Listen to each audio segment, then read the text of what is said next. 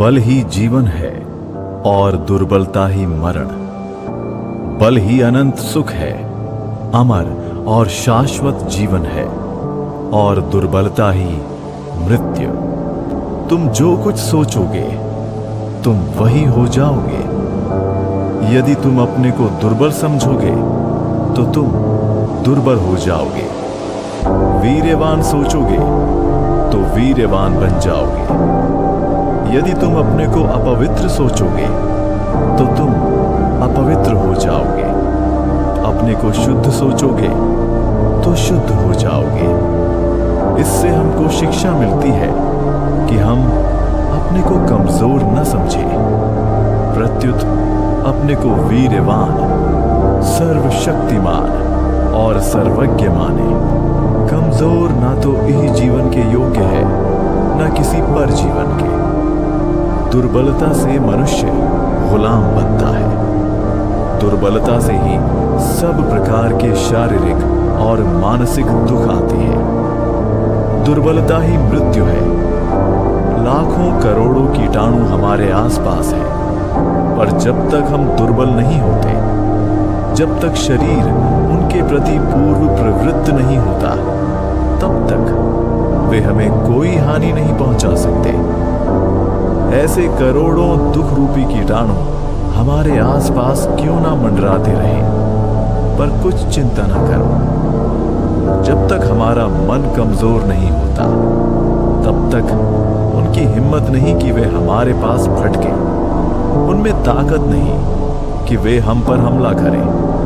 ये एक बड़ा सत्य है कि बल ही जीवन है और दुर्बलता ही मरण। बल ही अनंत सुख है, अमर और शाश्वत जीवन है, और दुर्बलता ही मृत्यु। अपने बल पर खड़े रहिए, चाहे जीवित रहिए या मरिए।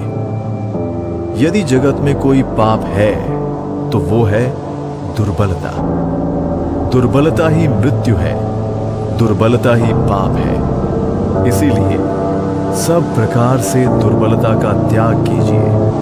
हमें निर्भीक साहसी मनुष्यों का ही प्रयोजन है। हमें खून में तेजी और स्नायुओं में बल की आवश्यकता है। लोहे के पुट्ठे और फौलाद के स्नायु चाहिए, न कि दुर्बलता लाने वाले वाहियात विचार। इन सब को त्याग दो। सब प्रकार के रहस्यों से बचो। धर्म में कोई लुका छिपी नहीं है। हर बात को रहस्यमय बनाना और कुसंस्कार, ये सदा दुर्बलता के ही चिन्ह होते हैं। जो भी तुमको शारीरिक, मानसिक और आध्यात्मिक दृष्टि से दुर्बल बनाए, उसे जहर की भांति त्याग दो। शक्ति ही वो वस्तु है जिसकी हमें जीवन में इतनी आवश्यकता है। कारण हम जिसे पाप या दुख मान बैठे हैं, उसके मूल में हमारी दुर्बलता ही है। दुर्बलता अज्ञान का, और अज्ञान दुख का जनक है। ये कभी ना सोचना कि आत्मा के लिए कुछ असंभव है। ऐसा सोचना ही भयानक नास्तिकता है। यदि पाप नामक कोई वस्तु है तो वो ये कहना है कि मैं दुर्बल हूं, अथवा अन्य कोई दुर्बल है।